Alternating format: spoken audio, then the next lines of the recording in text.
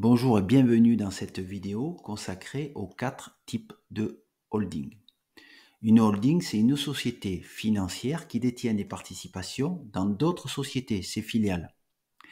Avec l'expérience, j'ai créé la matrice des 4 types de holding car je me suis aperçu que les CIO ne savent pas toujours quelle stratégie financière attribuer à leur holding. Alors, en fonction de leur situation et de leurs objectifs à long terme.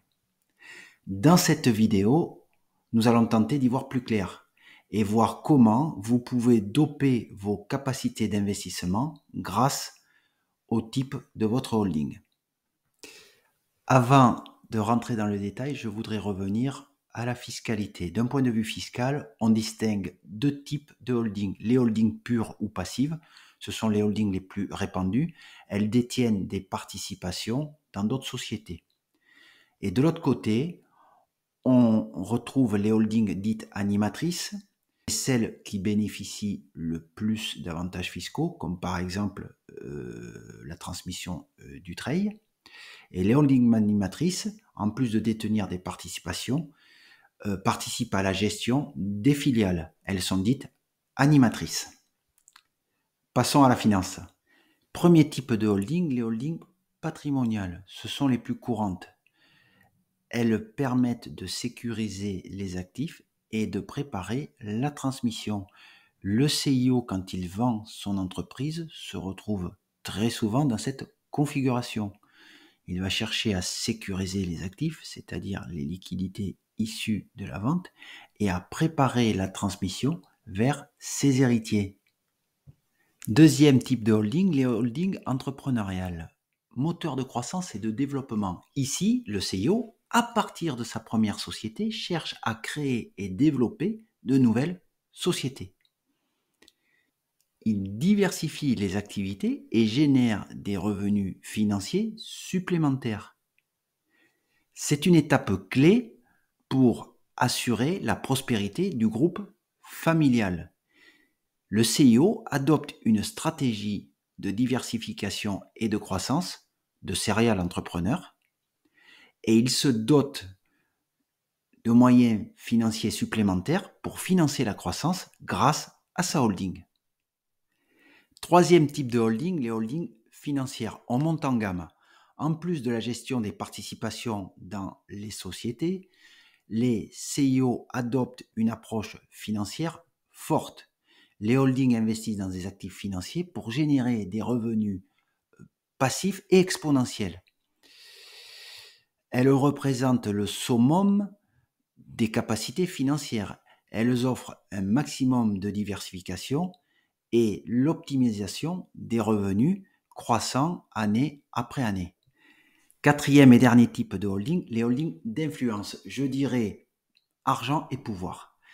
Elles exercent un fort pouvoir économique sur les sociétés qu'elles contrôlent et souvent sur les communautés qu'elles adressent.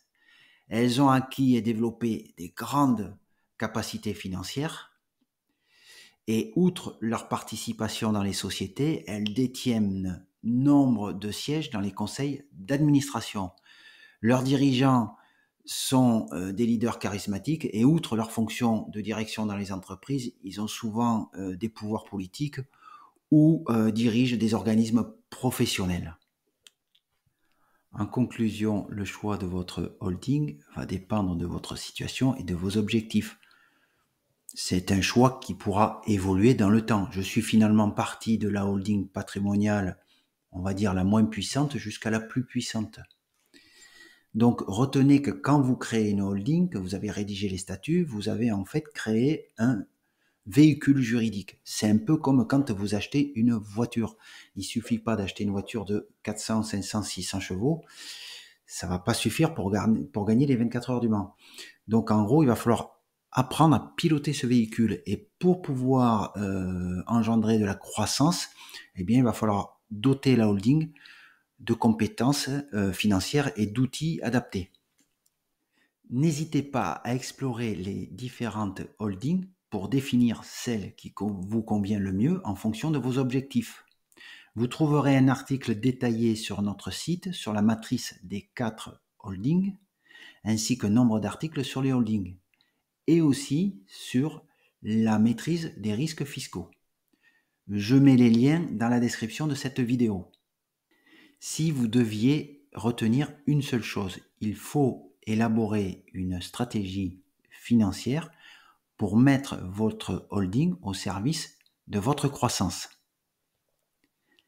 N'hésitez pas à me contacter directement à l'adresse qui s'affiche sur l'écran pour booster vos finances et engendrer la croissance. Posez un audit et élaborez une stratégie financière complète. Passez à l'action sans attendre. Vous aurez alors les moyens de financer votre développement. Merci et à très bientôt.